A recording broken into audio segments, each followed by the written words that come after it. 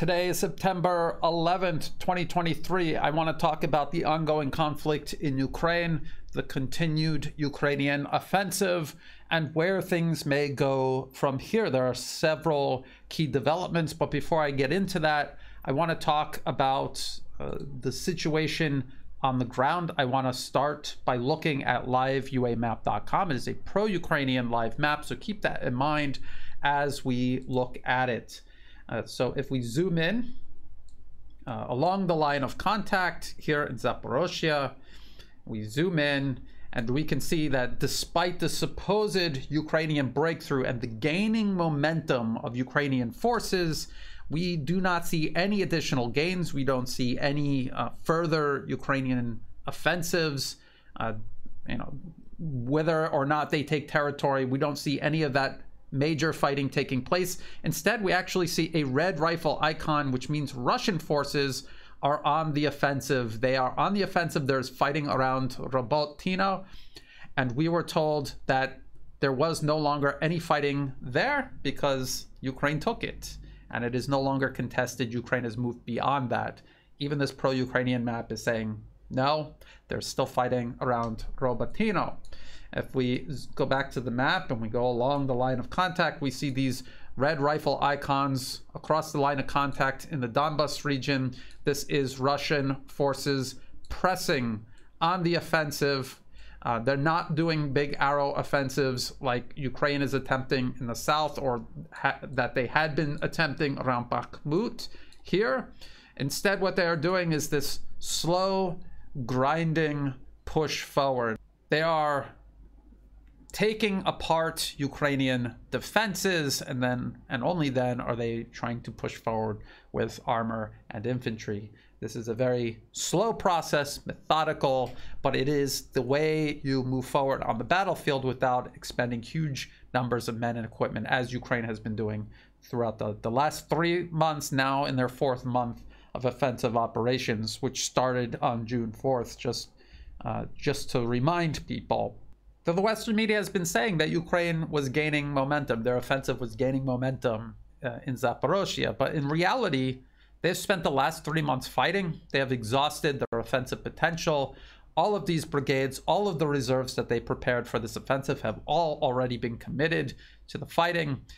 They have not even breached the first of several Russian defense lines. They are working their way through the security zone, which does include defensive positions, fortifications, but that is the security zone. That is where Russia was mounting a mobile defense, and Ukraine still has not breached the first of several defensive lines beyond that. They have found themselves committing absolutely everything they have just to get through the security zone. Even if there is a breakthrough now, they do not have the offensive potential to exploit it. Unless, of course, you believe that Russia has no more troops left, no more mines, no more weapons, no more ammunition.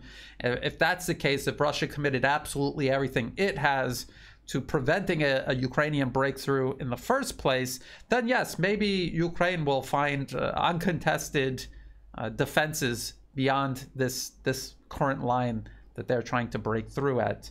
But I just showed you the pro-Ukrainian map indicating that Russian forces are on the offensive all along the line of contact. They've been making progress in the northeast around Kupiansk.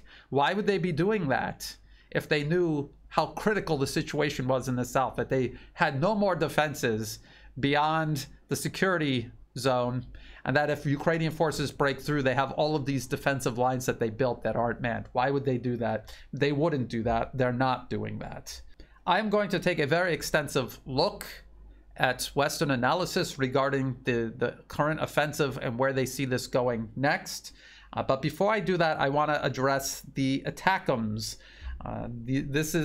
This missile that pro-Ukrainian commentators and advocates have been begging Washington to send Ukraine for months and months now, as an addition to the HIMARS.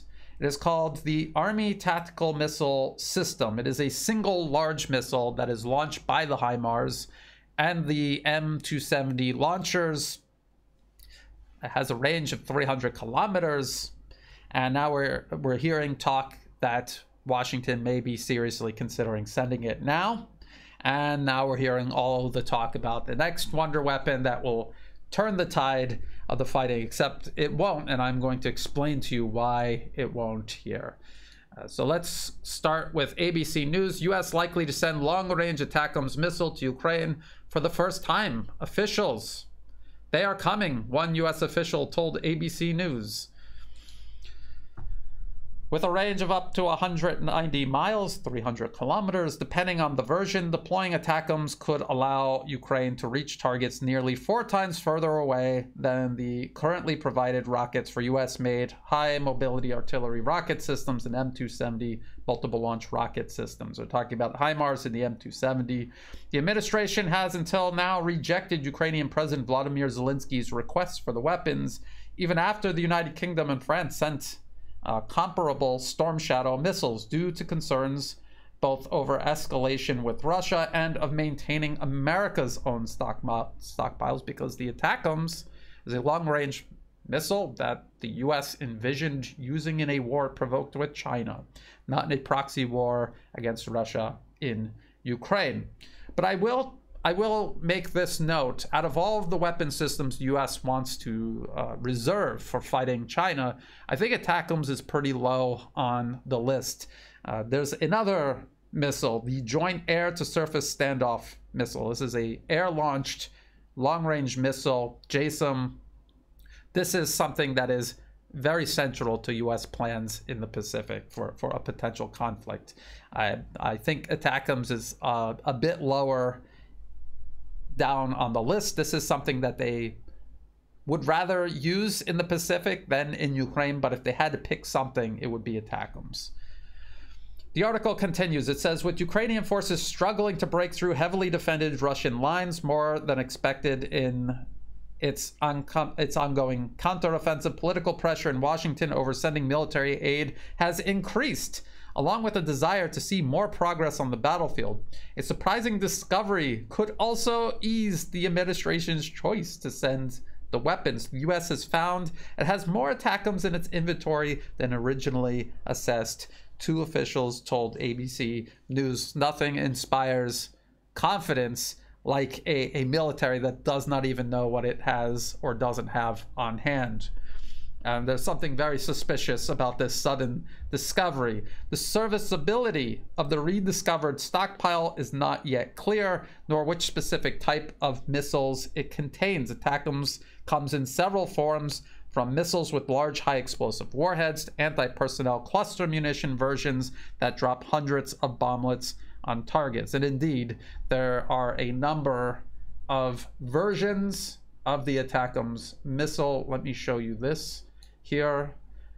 This is from CSIS Missile Threat, Missile Defense Project. They're talking about ATACMS, and they have a variety. Well, they have some pictures here, and they have a variety of variants. The Block 1, Block 1A, and then they started phasing these out. They're going to be replaced by the long-range precision fires missiles beginning in 2018. So apparently that has already started. You will see many different numbers regarding how many ATACMS there are, a number that's somewhere between 1,000 and 2,000 or over 3,000. You have to remember that the US Army ordered between 1,000 to 2,000, and then there were additional missiles made because they were exported to US allies. Over the years, these missiles have been used in conflicts, including in Iraq. They've been fired in training, and they've also just simply deteriorated unless they went through what is called a service life extension program to keep them in inventory a little bit longer. You cannot keep these missiles indefinitely. You have to either dispose of them or service them to extend their lifespan. So no matter how many of these missiles there are, you can see that there's not really an overabundance of them. And there's no overabundance of HIMARS or M270 launchers in Ukraine. If you, and the links to all of this is going to be in the video description below. This is the fact sheet on U.S. security assistance to Ukraine. This is a list of absolutely everything the U.S. has announced that it's sent to Ukraine as of September 7th, 2023. So everything from the very beginning to September 7th. And they talk about 38 high mobility artillery rocket systems along with ammunition. So 38 HIMARS launchers, and then other nations sent a number of M270s. These systems have been destroyed. Many of them have been destroyed. What few of them they have left, they are firing these guided rockets. If you want to fire ATACMS with them, that means it will not be firing these shorter range guided rockets. A HIMARS system can fire 6 of these rockets or 1 ATACMS. So you will be changing the dynamics of how Ukraine is using this very scarce system.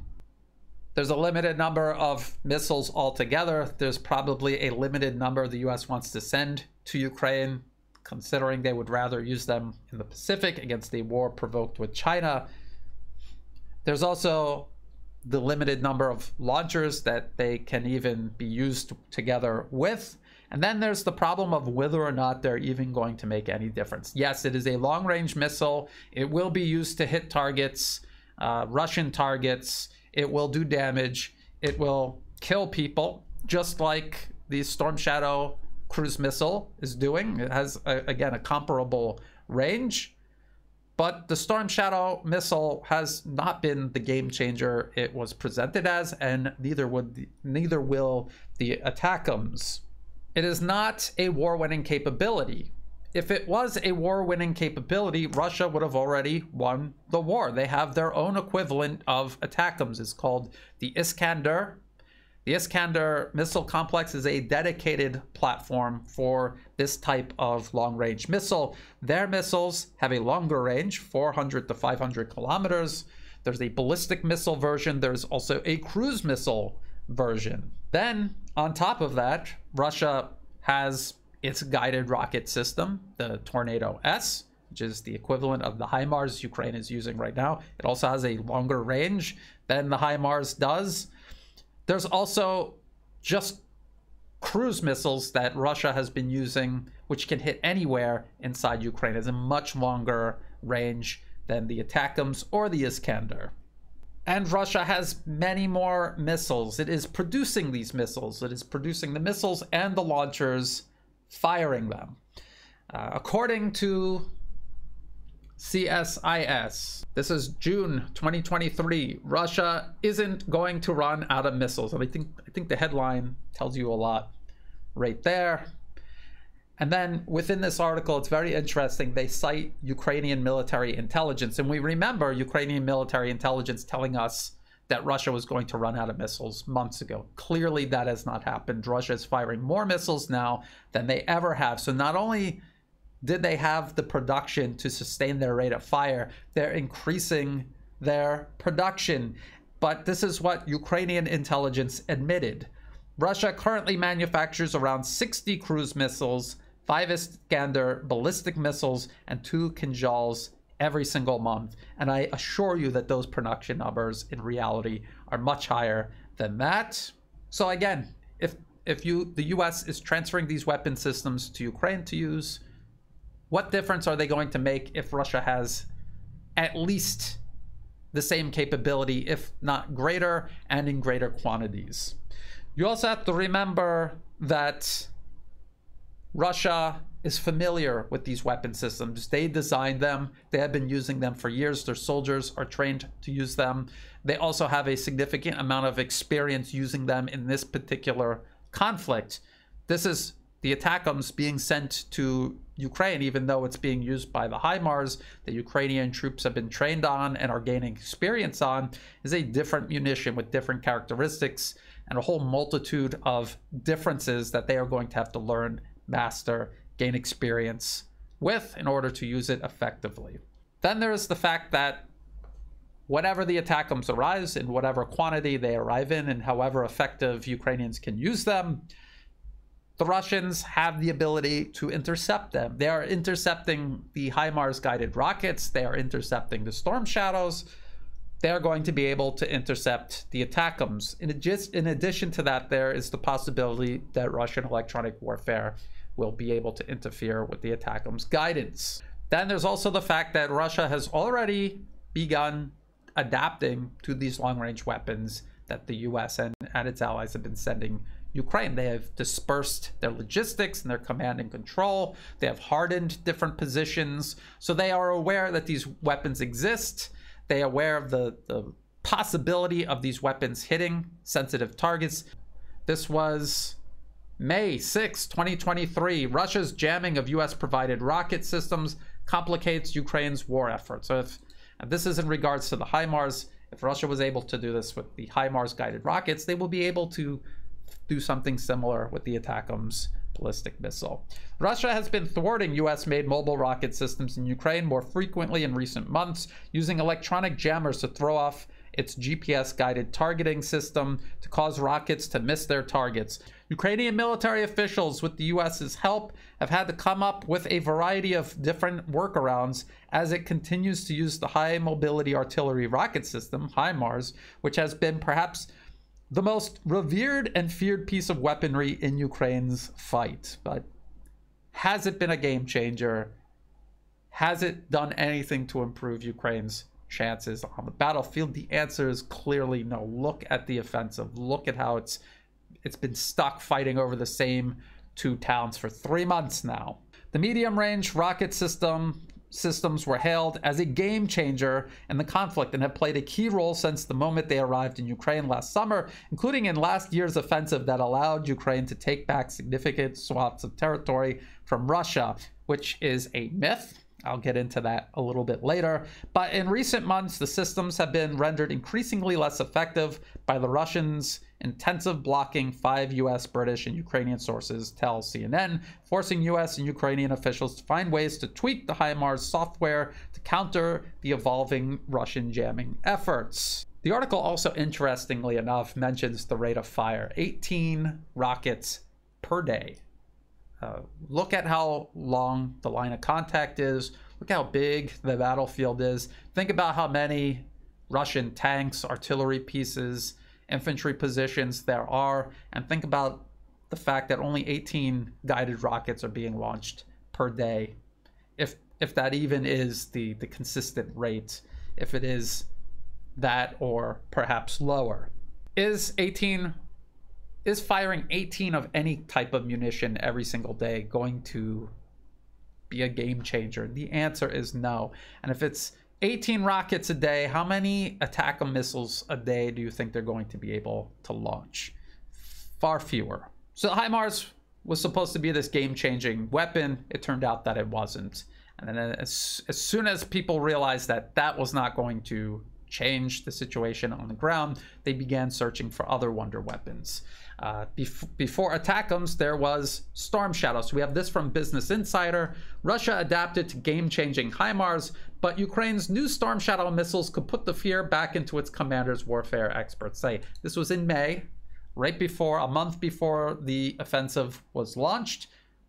This is what the article says. Russian forces have already started adapting to the game-changing weapons that Ukraine introduced into the war last year, like the US-provided HIMARS, firing guided multiple launch rocket system rockets. Warfare experts say Storm Shadow missiles could spark new logistical headaches for Russia, giving Kiev a massive capability, put the fear back into Moscow's commanders who thought they were safe and out of reach. It's going to have a terrible effect on morale for Russian forces and officers and commanders who are going to be operating within Ukraine. George Barros, a Russian analyst at the Institute for the Study of War, a Washington-based think tank, told Insider. And of course, the Institute for the Study of War is a pro-Ukrainian war propaganda outlet, is not doing actual analysis. And of course, this analysis regarding the Storm Shadow being the next game changer turned out to be wrong. It is not a game changer. We are watching the offensive stopped in the security zone for 3 months.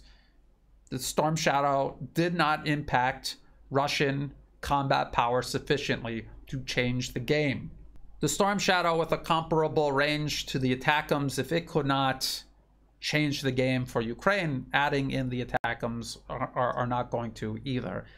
They will do the same thing they did with HIMARS. They will figure out ways to disrupt it, intercept it, and they will also figure out ways to cope with it as it tries to target Russian positions. They will move things further back if necessary, disperse it, harden it. So it's not going to be a game changer. And then why are they sending the ATACMS? After they were so hesitant to do it, why are they finally sending ATACMS now? And Alexander Mikuris of the Duran did a recent video about this, talking about the possible motivations of this. And he mentioned the U.S. attempting to strengthen its hand ahead of negotiations and Washington's attempt to freeze the conflict, essentially saying, we're going to send ATACMS, we'll be able to target the Crimean Bridge and other targets deeper behind the line of contact. That's why you should come to the negotiation table, agree to freeze this conflict, which I don't think Russia is going to be interested in doing.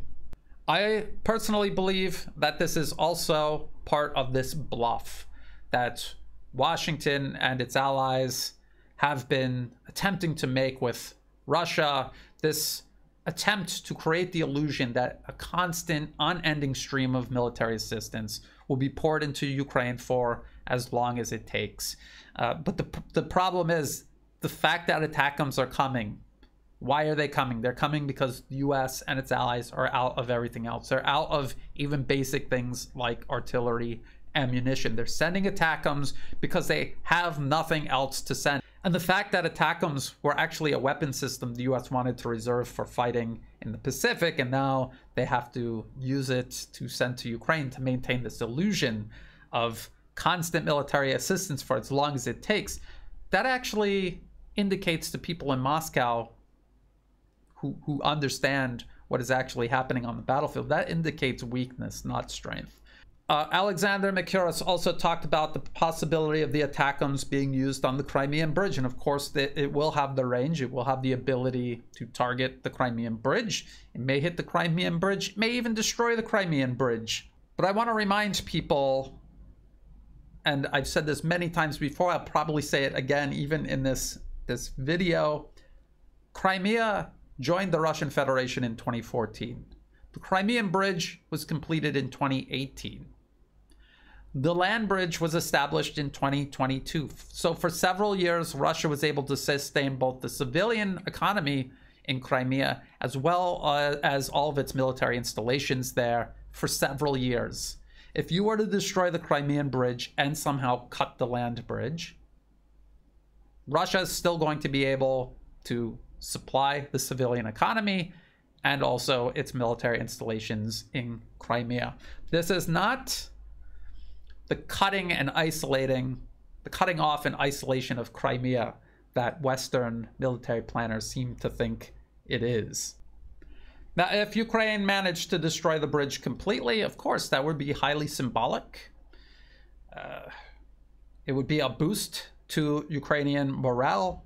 It would be an act of great malice because primarily the bridge serves the civilian population of Crimea.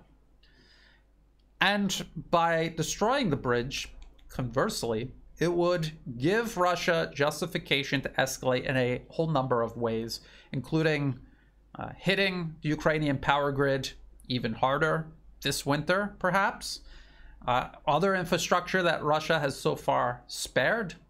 And there's a multitude of ways Russia can escalate. And by destroying the bridge, you would only galvanize the Russian population around the government further, giving Moscow more options to escalate, including further mobilizations that might not be politically possible now with the bridge intact.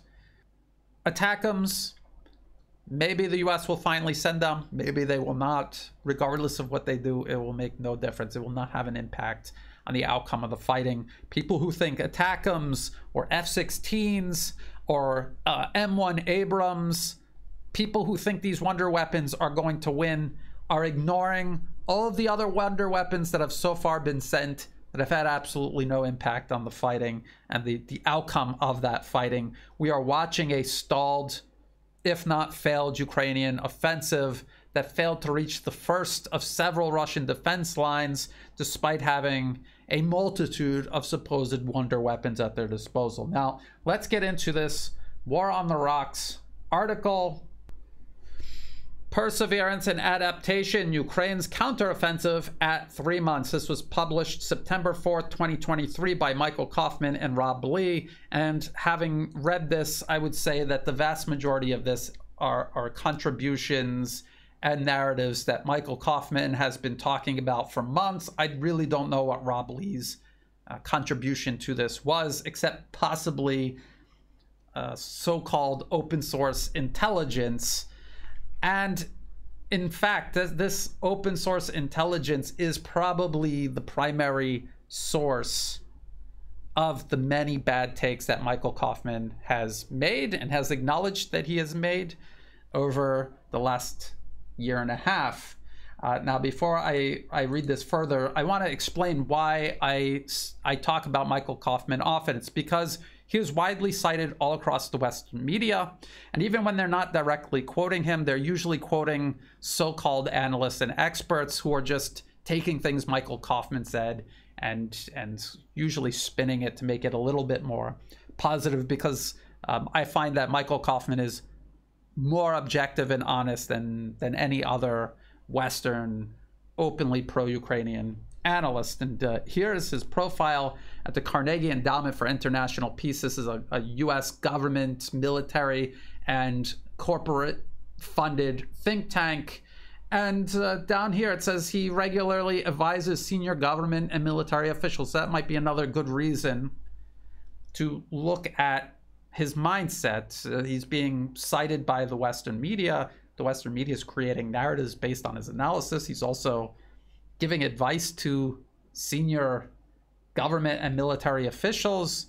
It is probably a good idea to see this offensive and what comes next from his perspective. So it's very long. I'll put the link to it in the video description below. There's also a podcast where he talks about this in a much more condensed way. So if you don't feel like reading it, you can just listen to the much shorter podcast. In this article, they say many things that I think we could all agree on. Things like Ukraine's offensive is attempting to push towards Melitopol or Berdyansk in the south, and that they were also trying to push toward Bakhmut in the east. Again, they are claiming that the whole purpose of this is to cut the land bridge. To cut the land bridge and to move Ukrainian forces into range so that they can fire on and destroy the Crimean bridge. And I've said it over and over again that Crimea was sustained without either the bridge or the land bridge for years, and without the land bridge and without the bridge now, it can, at least in terms of military operations, it can be sustained for years still.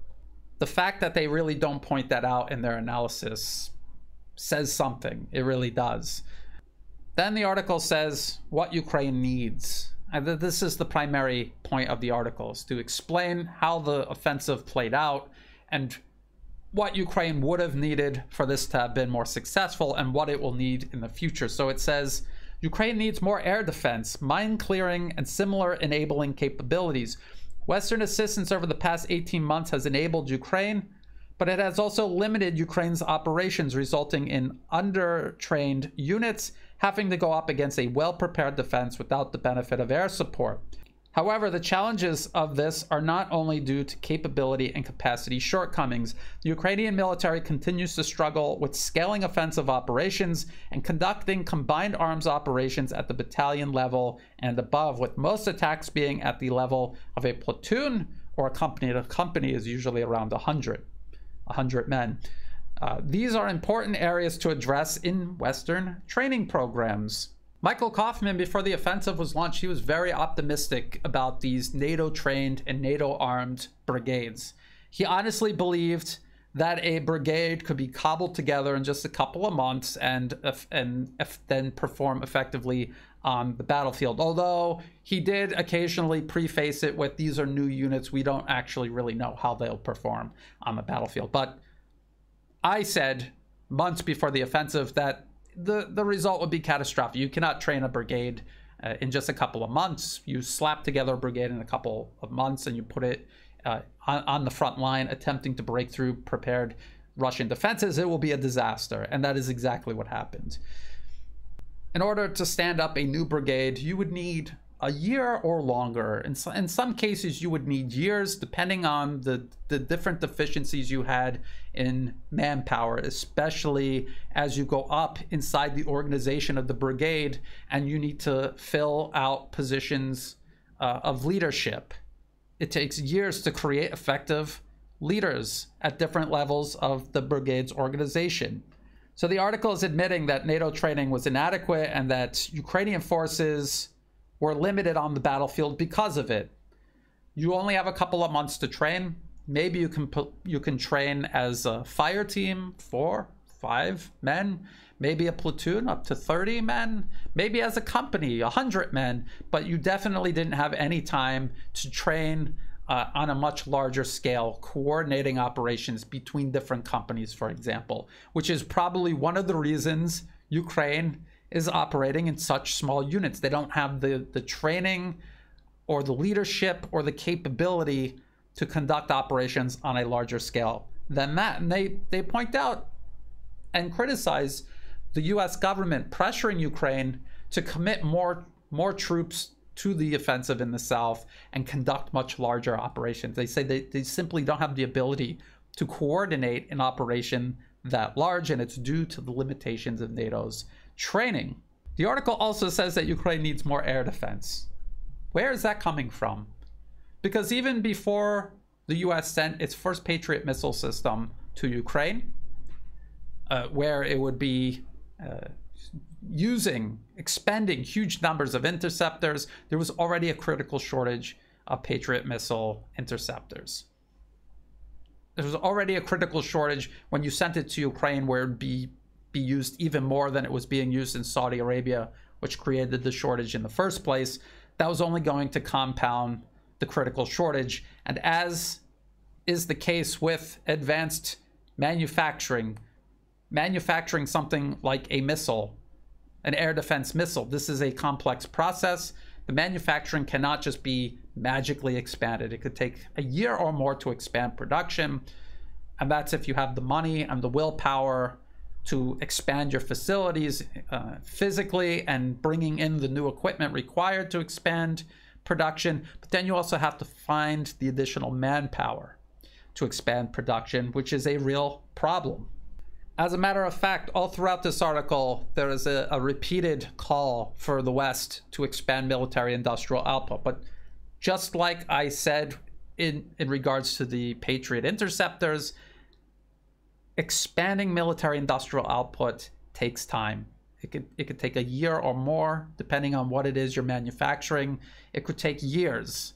And that's only if you're willing to address the fundamentals that expanded industrial production requires. The article says, there is no single answer to the challenges Ukraine faces. The problem cannot be reduced to a lack of Western tactical aviation. The more important factors remain ammunition, training, providing the necessary enablers, and effective resource management in a war of attrition. The lack of military aviation, whether it's Western military aviation or Soviet-era aviation, that is a problem that the West cannot solve. That will take years to do. Ukraine does not have years. The same goes for ammunition production, especially in terms of artillery rounds. I've gone over this many times before. The target for expanded artillery shell production in the US is 85,000 rounds per month. And they say they may reach that by 2025 at the earliest. It could be even later than that. If the US and Europe both expanded production to 85,000 rounds per month each, that would still be a little bit less than the 6,000 rounds a day that Ukraine had been firing up until now, which is vastly less than Russia's rate of fire per day. And Russian shell production is higher now than US and European production will be if and when they expand production. Just think about that for a moment. Think about when you say expand military industrial output, expand our ammunition production, send more air defense. Think about what you're actually saying. You are asking for something that cannot possibly be done.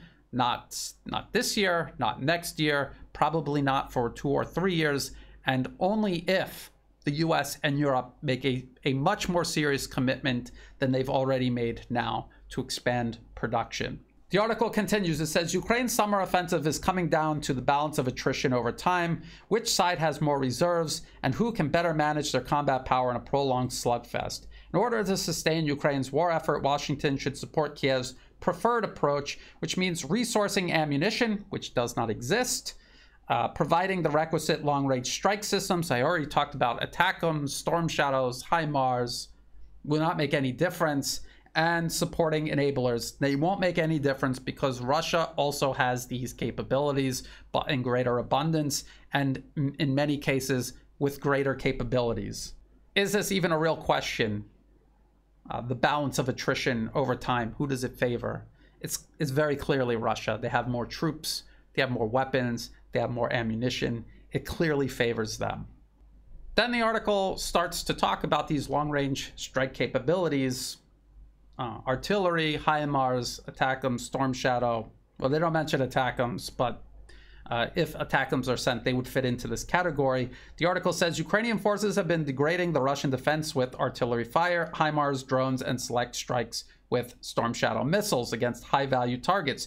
Ukraine is also attempting to interdict the flow of Russian supplies from Crimea by striking the connecting bridges and rail stations, including a strike on the Crimean Bridge, reportedly with naval drones. An intense counter-battery battle has been playing out between Ukrainian and Russian artillery units, with HIMARS increasingly used in a counter-battery role due to improved Ukrainian ability to target behind Russian lines and apparent distribution of HIMARS systems to individual units.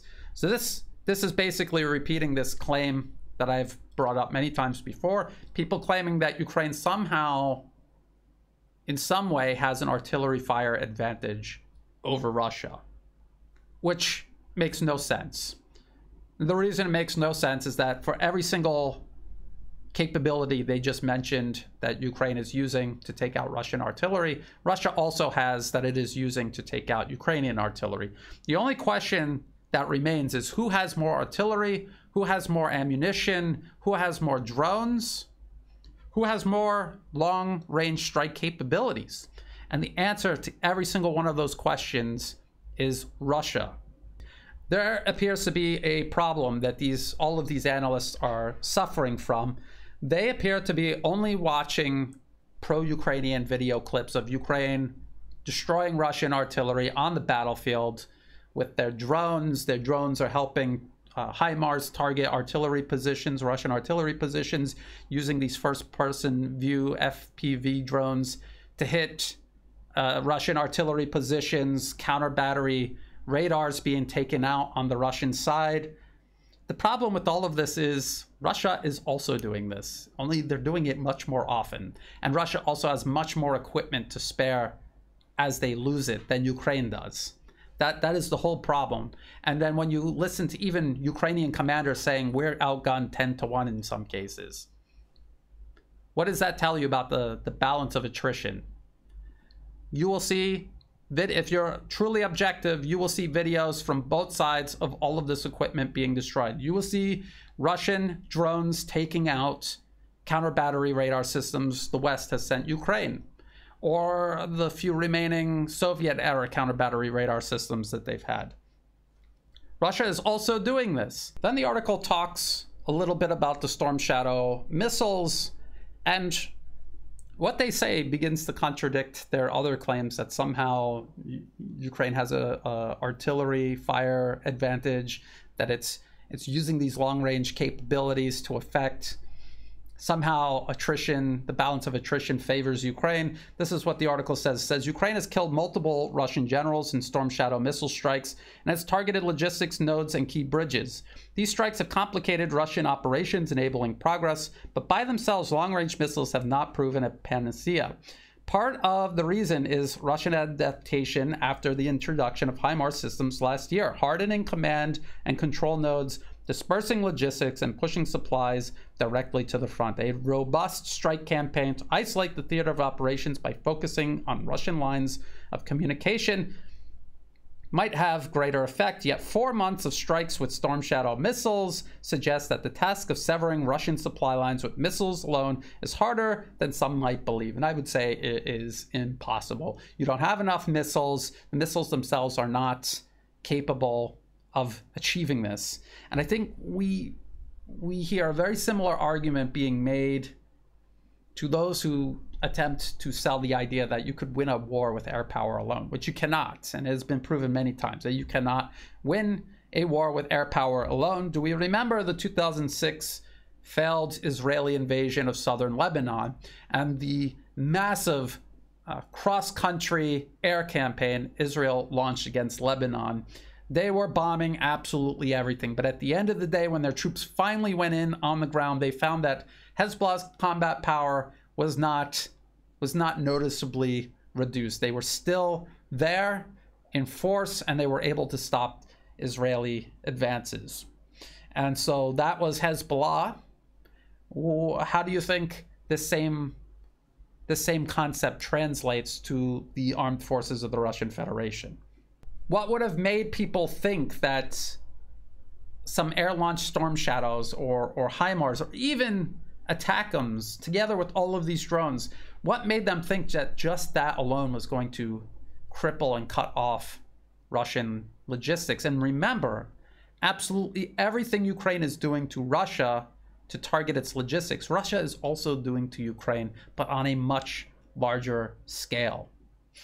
Then the article includes some maps. Let's look at some maps. This map here is of Robotyne, Verbove, Tokmak.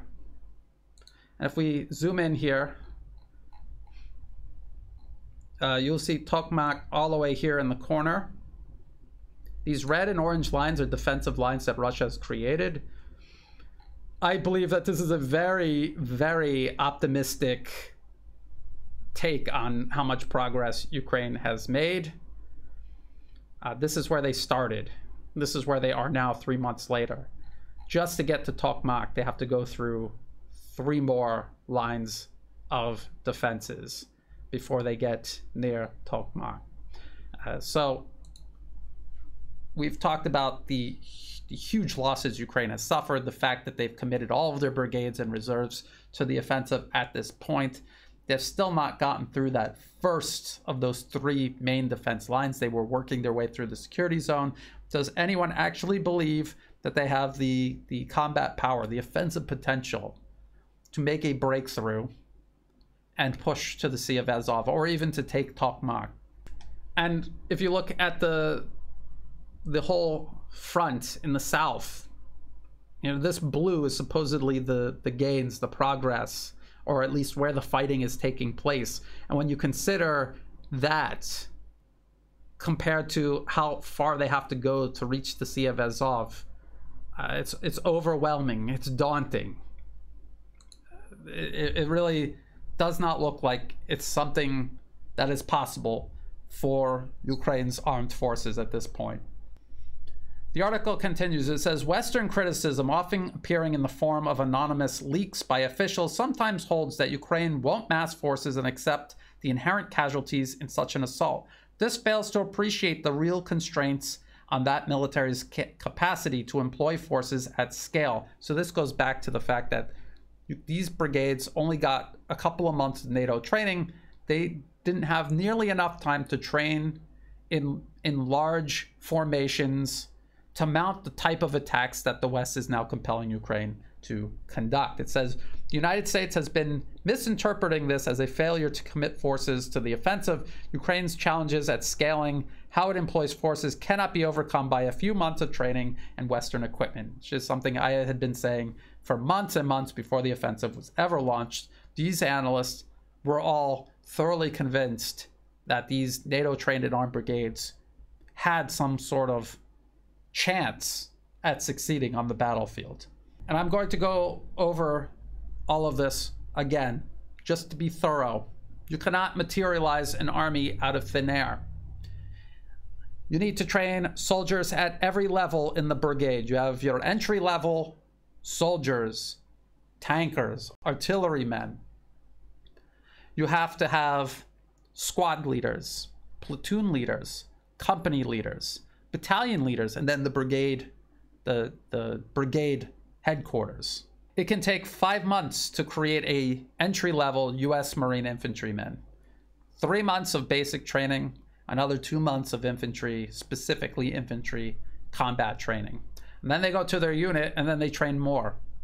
They train more with their unit, and then their unit trains with other units, and that's all you do when you join the military. So the compressed training that they gave Ukraine, that was already a disaster guaranteed in the making.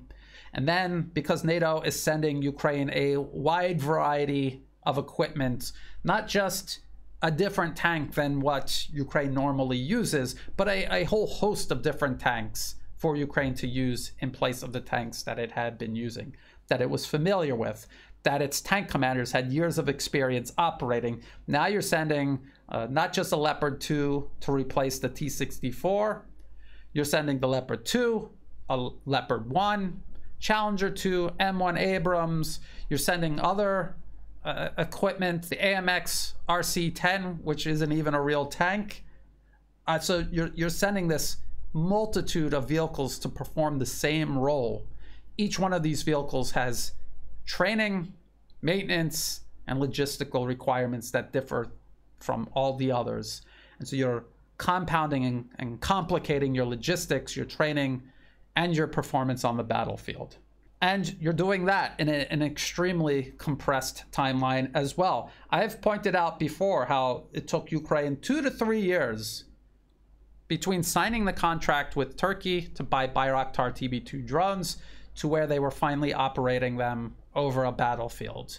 And in between that time, they were training, they were building the infrastructure required, they were testing them, they were seeing how they fit in terms of doctrine, and then only then did they start using them in combat, and then they all failed anyway. Despite taking a proper amount of time to integrate them, they were ultimately useless anyway.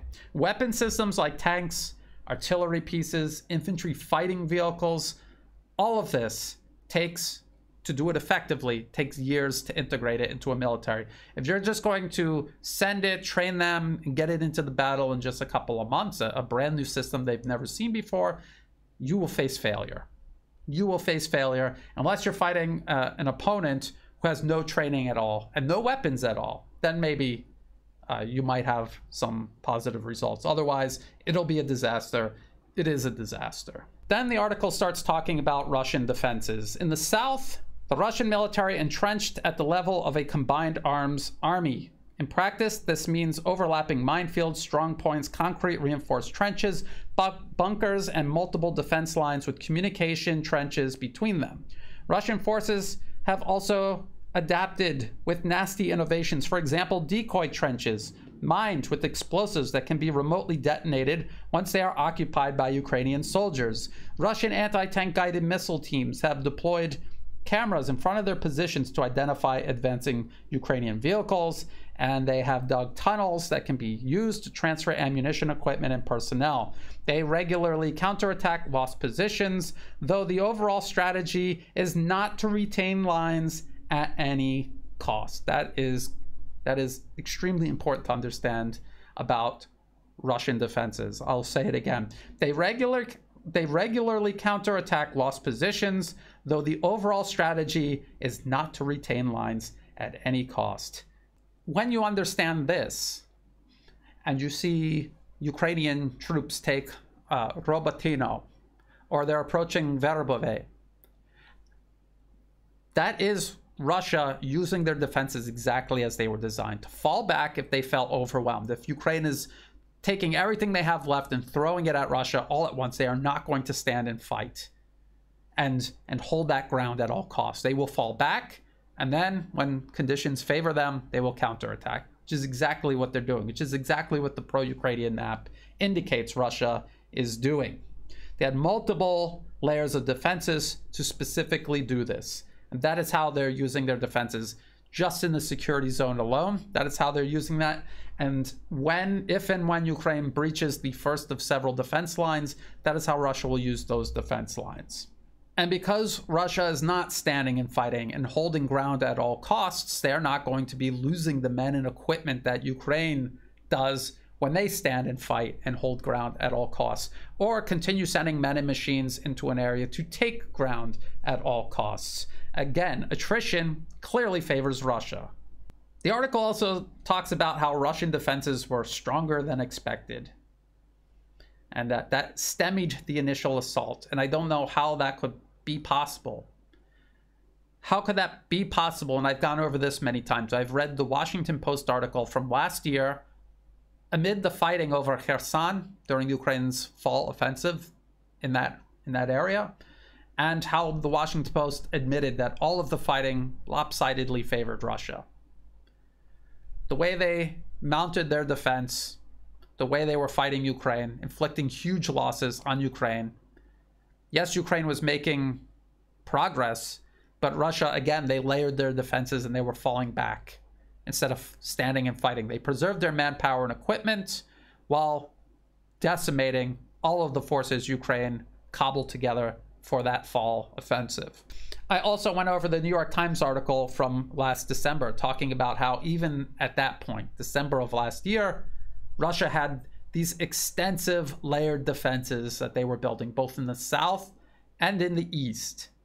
And I cited both articles repeatedly ahead of Ukraine's offensive in June. I cited them often for months and months, talking about how if Ukraine decided to launch this offensive, they would suffer catastrophic losses, and that no matter what territory they took, no matter what objectives they achieved, at the end of their offensive, they would have absolutely nothing left. They would be back to square one, waiting for NATO to send them another army's worth of men, trained manpower, and equipment. And that manpower and equipment would be delivered in the same fashion as it was ahead of this offensive, in this compressed timeline that prohibited proper training. And then the article quotes Ukrainian General Tarnovsky, and it says, "In my opinion, the Russians believed the Ukrainians would not get through this line of defense. They had been preparing for over 1 year. They did everything to make sure that this area is prepared well."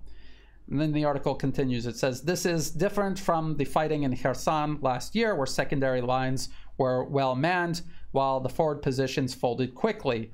In the south, Russian units have densely deployed anti-tank guided missiles along the line, the forward line. They are defending by employing drones for observation, a heavy use of artillery, anti-tank guided missile strikes by infantry and Spetsnaz units, as well as Ka-52 attack helicopters, Lancet and improvised commercial first-person view drone loitering munition strikes, and glide bombs dropped by Russian fighters and bombers." And you just look at the list of what Russia has at their disposal, and then think about the quantities they have of each one of these systems. And then it continues. It says Ka-52 first-person view drone and Lancet 3 strikes are a pernicious problem because advancing forces lack the same air defense and electronic warfare coverage when attacking. Russia has also begun deploying modernized Ka-52M helicopters, which can launch the Vickers-1 and longer-range LMUR anti-tank missiles beyond the range of Ukrainian tactical air defenses. And they mean things like the Stinger, things that they can carry with them because all of their other air defense systems have been depleted. In many cases, a tank or armored vehicle would become immobilized after hitting a mine and then be destroyed by attack helicopters or drones. Russia is forced to ration the use of artillery due to ammunition shortages, but still employs artillery fire and aviation to disrupt advances. Although minefields can be penetrated, breaching them while the defender has good observation and can employ artillery and precision-guided weapons proves costly, exactly, and catastrophically, creating catastrophic, irreplaceable losses. Ukraine will not be able to recover from these losses. NATO does not have the ability to reconstitute even the abbreviated, poorly trained force they cobbled together ahead of this offensive. When they talk about Russia being forced to ration its artillery due to ammunition shortages, again, there seems to be this disconnect that for every problem Russia has, Ukraine has on a much larger scale. Then the article goes on and it says, Russia has a sizable force in Ukraine, but the quality varies significantly, and a sizable portion of that force consists of mobilized regiments. In the south, it appears the front line is largely being held by a mix of regular tank and motorized rifle regiments, mobilized units, naval infantry, and Stormzy units, which are manned by convicts. When in contact, some Russian units have fled, but others have held their positions even when under pressure from advancing Ukrainian forces. This reinforces the challenge of integrating soft factors and intangibles such as morale into assessments, because the observed effects can be inconsistent and difficult to generalize. Some Russian units are defeated by smaller Ukrainian elements, some abandon positions, and others hold the line and counterattack. Poor morale surely afflicts Russian forces, while attendant effects on cohesion and performance, but it has not yet been severe enough to destabilize their lines and thereby permit sizable Ukrainian advances. And again, just like imagining Ukraine has some sort of artillery fire advantage, they seem to imagine that Ukraine has some sort of morale or performance advantage on the battlefield, and they do not. They also suffer from bad morale, disorganization, some units being trained better and having more experience than others, some units being able to fight under pressure, others much larger, folding. These are all problems that Ukraine also experiences, and if you are writing out an equation to try to analyze this conflict and you're leaving out these variables because you don't want to admit that Ukraine also includes these variables, then your equation is going to come out unbalanced and you will draw the wrong conclusions. Then the article talks about the fighting in Bakhmut. This is in the east. This is far away from Zaporozhye. This is in the Donbass region.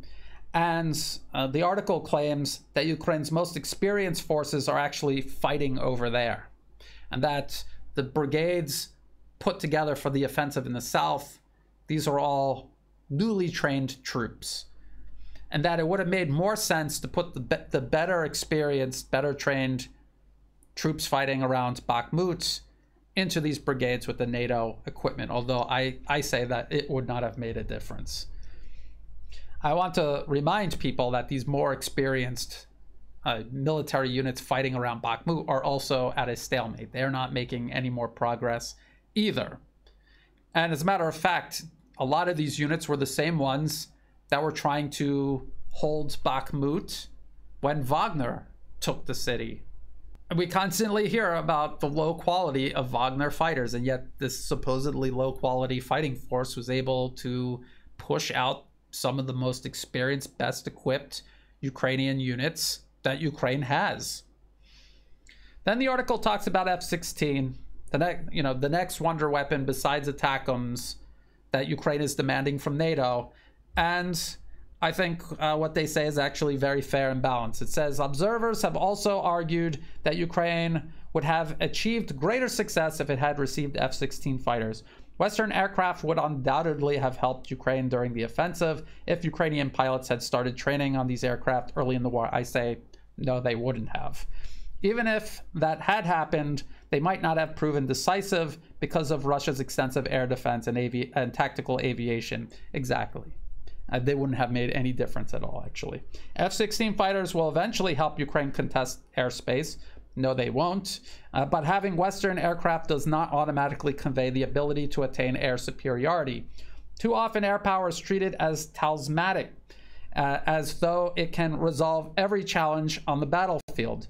What U.S. air power can achieve is not representative of a typical Western Air Force because of the extensive U.S. investments that have been made in enablers, supporting capabilities, organizational capacity, and experience in integrating air-land operations. Those effects are not likely to come from F-16s alone, and their performance also depends on the missiles and additional systems provided. It is worth noting the U.S. itself has not faced a capable air defense network akin to Russia's in recent decades. Exactly. F-16s alone are not going to make any difference. There's a multitude of variables, and supporting infrastructure and manpower and the F-16s themselves have to be incorporated into combined arms warfare. Ukraine has nowhere near enough time or resources to do this. It is impossible. It will never happen. Not now, not in the near future, not even in the intermediate future. The article also says, what the past 18 months of fighting illustrate is the Western nations need to develop a long-term plan to sustain and improve Ukraine's war efforts instead of pinning hopes on the next capability that will be introduced on the battlefield. For example, the Army Tactical Missile System, ATACMS, would be a useful addition to Ukraine's arsenal and should be provided, but there needs to be a more holistic approach to increasing Ukrainian capabilities. Often it is more about the basics, more M113s, Humvees, light mobility, night vision, and mine-clearing equipment could have had more impact in aggregate than any one advanced weapon system, or all of them combined. And there are certain fundamentals that Ukraine needs that the West simply doesn't have. It does not exist in the West for the West to provide Ukraine, like enough artillery ammunition. It also says much could have been done sooner by the West to increase defense industrial capacity sufficient to sustain Ukraine's war effort. Defense industrial capacity is something that I've been talking about since the beginning of this conflict, and I warned that it would be the decisive factor. It turns out that it is the most decisive factor. These Western analysts that the Western media have been citing for a year and a half now, they're finally now also saying this. They finally understand that there's so much more to this than just weapons and NATO training, which on their own and in such a compressed timeline mean nothing, mean failure, actually. For example, European countries need not have waited 13 months to begin thinking serious investments in artillery production. The same could be said of scaling up training programs. Ukraine's recent experience shows there's more to creating combat-effective units than Western infantry fighting vehicles and more capable tanks. Again, something that I've been saying for months now. They have saved many lives, and Ukraine's motivated soldiers can quickly adopt Western systems. No, clearly they cannot. But this can lead to the erroneous assumption that the time necessary to train cohesive units and their commanders can too be dramatically shortened, where they're saying that it cannot, and I have said that it cannot. It is unclear why the training for Ukraine's summer offensive had to be such a compressed effort rather than something that was begun much earlier in 2022. The West ought to be introspective about missing important decision points, which had a profound impact on the course of the war, constraining everyone's options later on. Decisions about future support should have been made well before this offensive even began, assuming that it was unlikely to end the war. Instead, another cycle of attritional fighting may ensue after this offensive, followed by yet another surge effort to restore Ukraine's offensive potential. Exactly, this is what I said. At the end of this offensive, Ukraine will be waiting for another army's worth of men and materiel. In short, the West has been unappreciative of the lead times required to reconstitute military potential or provide Ukraine with a decisive advantage. And despite acknowledging this, I think the article also significantly underestimates the lead time. And let me explain. The US, along with the rest of NATO, began training Ukraine's military in 2014 onward. And at one point, they began arming them as well. And they began building up Ukrainian military capabilities over the course of 8 years. That entire force built up over 8 years has been wiped out. This is something that even Michael Kofman has acknowledged in his previous pieces and conversations. That force has been wiped out. The reason that training for this offensive ongoing right now, couldn't have started in February 2022 is because the US was trying to train the forces that would all die in the fall offensive last year. 8 years is not enough time. Obviously, it wasn't enough time, clearly. 8 months isn't 8 weeks isn't. In reality, building an effective military takes years and years to do. And if you go into a conflict without an effective military, it is very unlikely that you're going to create an effective military sometime in the middle of the conflict. And I like to compare this to getting into a fist fight with somebody. You're getting punched in the face, you realize you're losing, so you start lifting weights in the middle of the fight while you're getting punched in the face, hoping you'll get strong enough so you could finally overpower this person and win the fight. It's ridiculous. It's a fantasy. It will never happen. And transforming Ukraine in the middle of a conflict like this into a military that can match or exceed Russian capabilities is also ridiculous. It is a fantasy. It will never happen. And this is how the article ends. It says, the hitherto cautious approach has clear limits to its efficacy. Western support thus far has been sufficient to avert a Ukrainian defeat and arguably has imposed a strategic defeat on Russia, but not enough to ensure a Ukrainian victory. Independent of the outcome of this offensive, Western countries need to be clear-eyed about the fact that this will be a long war. Taken together, Western industrial and military potential greatly exceeds Russia's, but without the political will, potential alone will not translate into results. And when they talk about industrial and military potential, that means if the United States and Europe together completely mobilize their population, their education system, their industrial base, then somehow, some way, they might be able to match Russia's current industrial and military potential, which is clearly larger and more formidable than the collective West's. I question this notion of Russia already having suffered a strategic defeat. That only works if you believe Russia honestly thought it would begin the special military operation and end it in 3 days, like what you hear in the Western media very often. But when you actually look at what Russia did to prepare for this conflict, the years and years they spent building up their military, training their troops, developing new weapon systems, expanding and modernizing their military industrial base. When you look at that, you understand that, yes, maybe they had a plan to try to end the conflict as quickly as possible in the opening phase of the special military operation, but they were also thoroughly prepared for a long-term, protracted, and a very intense military conflict. They very clearly were prepared for that. That is why they have these advantages on the battlefield, and Ukraine, even with the West's collective support, does not. This very long article by Michael Kofman with some sort of contribution from Rob Lee makes a lot of good points.